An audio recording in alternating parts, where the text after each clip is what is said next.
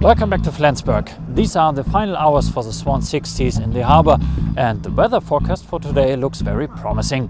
So this is our last chance to speak to the crews before they leave for Saint Petersburg.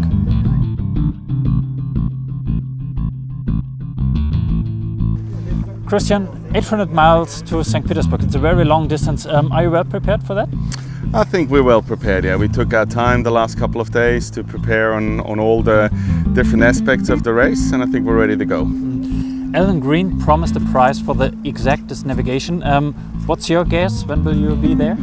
Ooh. I think what would be nice would be Thursday evening.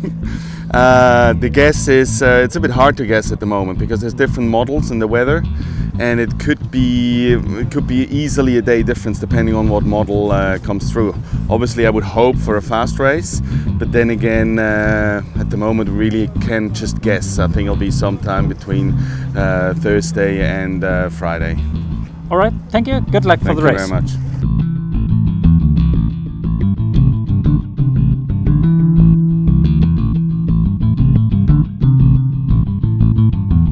So Alan Green promised a prize for the exactest navigation. So you are the man of the hour. What's your guess? When will you be there? I guess it will take pretty much 4 days. So yeah, I think it's going to take 4 days. It's going to be quick in the beginning and then a little bit slow down and then maybe some reaching. So you're right. Have you a favorite weather condition for the race? Well, it's always nice with downwind. Upwind is not that nice, so a bit of a downwind and a bit of a reaching would be great. And I mean, it's going to be a tough race, so hopefully get some lead changes and we'll be in top. All right, thank you and good luck for the race. Thank you.